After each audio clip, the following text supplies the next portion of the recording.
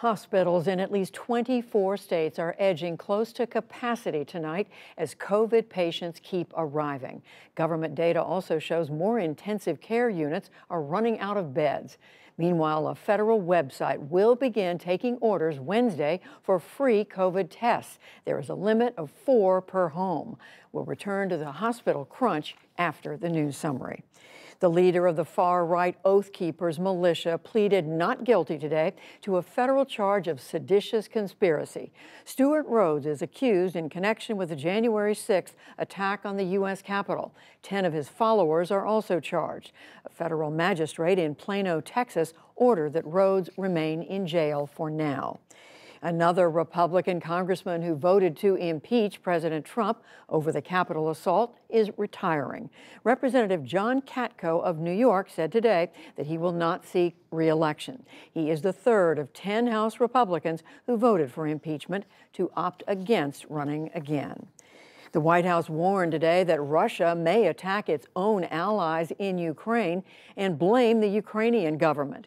A U.S. official who asked not to be named said, quote, Russia has already pre-positioned operatives to conduct a false flag operation in eastern Ukraine. White House Press Secretary Jen Psaki said Moscow wants an excuse to invade. We are concerned that the Russian government is preparing for an invasion in Ukraine that may result in widespread human rights violations and war crimes should diplomacy fail to meet their objectives. The Russian military plans to begin these activities several weeks before a military invasion, which could begin between mid-January and mid-February. The release of the U.S. intelligence came after talks involving Russia, the U.S., and NATO failed to make any progress. In Ukraine today, a sweeping cyber attack left many official government websites unusable. The hackers posted a message in Russian, Ukrainian, and Polish. It warned readers to, quote, be afraid and expect the worst. Some in Kiev quickly blamed Russia. It looks like a sabotage. In the current unstable times for the relations between Ukraine and its neighbor in the east, it can be a message, I think. Or it is a clear sign of instability of the relations. Ukraine's State Security Service said the attack does resemble previous attacks blamed on hackers linked to Russian intelligence.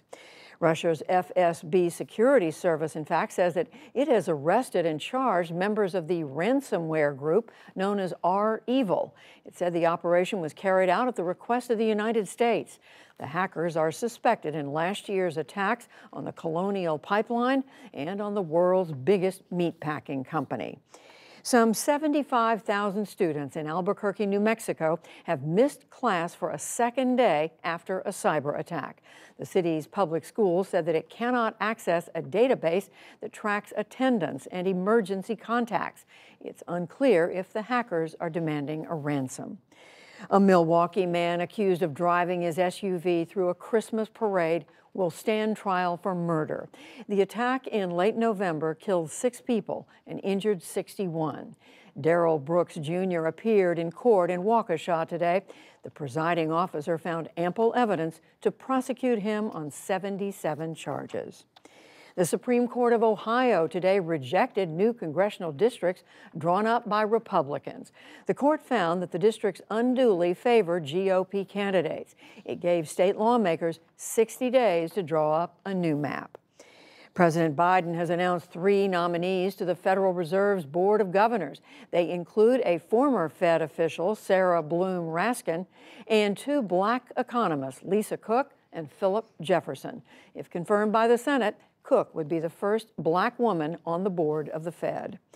And on Wall Street, stocks had an up and down day. The Dow Jones Industrial Average lost 201 points to close at 35,911. The Nasdaq rose 85 points. The S&P 500 added 3.